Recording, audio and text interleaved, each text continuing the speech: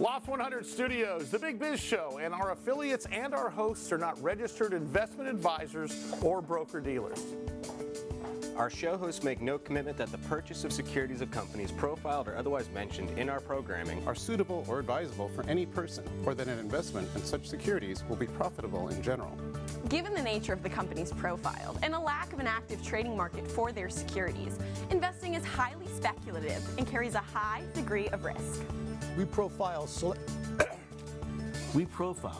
publicly traded and privately held companies on our program. Specific questions on comp and most of these companies that we profile have provided compensation to Loft 100 Studios and its hosts for the profile coverage.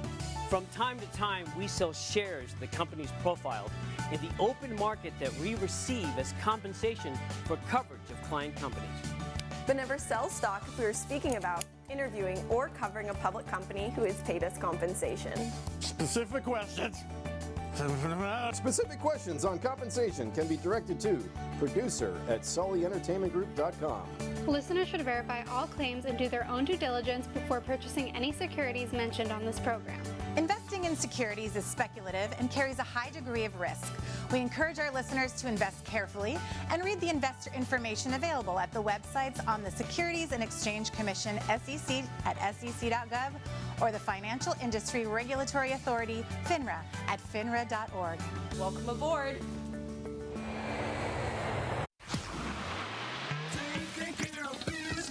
Welcome to the Big Biz Show, featuring insight, analysis, and a lot of stuff that's none of your business. Hold on. This is the Big Biz Show. I think it is their business. Making the markets work for you. Here's the man with the plan, Sully. Hey there, live from the Loft 100 Studios. Finally got our radio audience involved here. Good to see us. Big Biz Show's on the air. TV, radio at the same time. You know, we start... if you're watching us on television for the first time, the reason we start twice is we got a radio. We have our TV audience at the top of the hour, then we pick up our radio audience partway through. So great to have you along today. One of the best parts of this program is when we get emails from our viewers and our listeners from across the world. And one such viewer sent us an email up to Greg Todoroff, our executive producer, about a company called the Glimpse Group. The Glimpse Group is stock symbol VRAR. We've interviewed Lyron Bentovim before. He's the president and CEO. It's really an interesting play in regards to virtual reality, augmented reality, and such as it relates to business. And once again, he was such a great guest, we wanted to bring him back. Lyron, great to see you, man. How are you? Pretty good. How are you? Good, good. So do me a favor. Let's go through once again sort of what you guys do there at the Glimpse Group, because it's really interesting. It's sort of top of mind with what's happening sort of immersively with AR and VR in the workplace.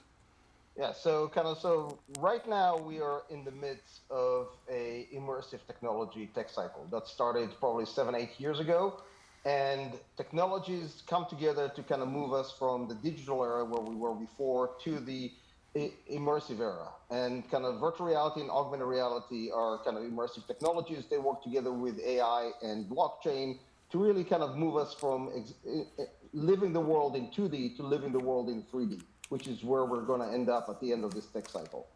And we at Glimpse are building solutions, software solutions that enable organizations, enterprises, from the US government to hospitals, to universities, to corporations, to use these technologies to enhance their businesses and their interaction with their customers. Lyron, give us an example. Give us an example of a client, and give us an example of sort of how the process works. So let's kind of start with easy examples and then kind of evolve with them. So if you look at corporate training, that's something that everybody's heard about.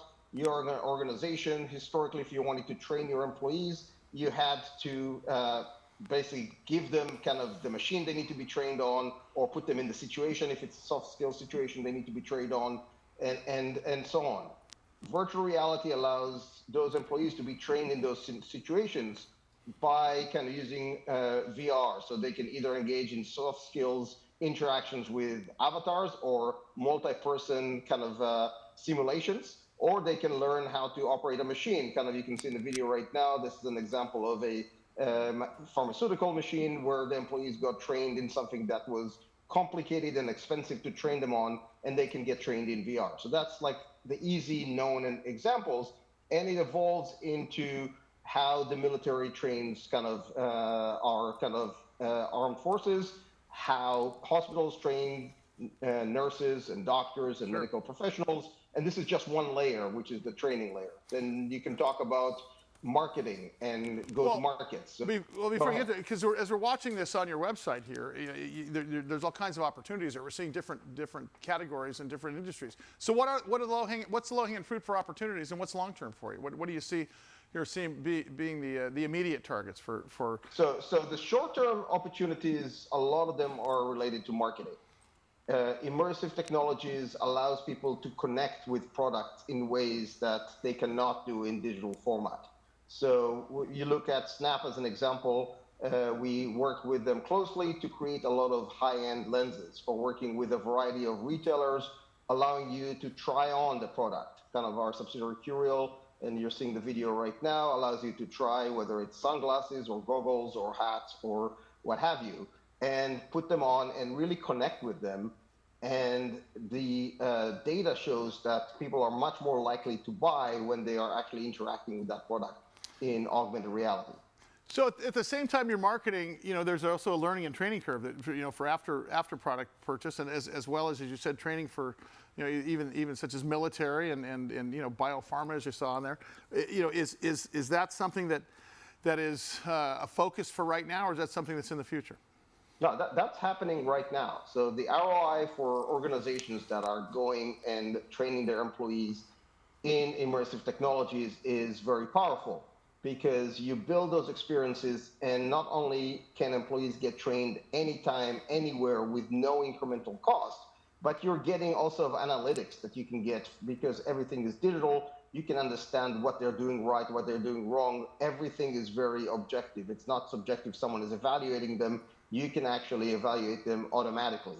And with the introduction of AI that we've seen over the last 9-10 months, it's now even more powerful, because AI can play a role in both interacting and the training itself, but also in the evaluation of the people being trained. Hey, Lyron, last time we were with you, we talked about the intersection of AI and AR with blockchain technologies and such. Talk about that, because I want to bring that. We had a lot of email on that last time you were on there. Talk about how that fits in together.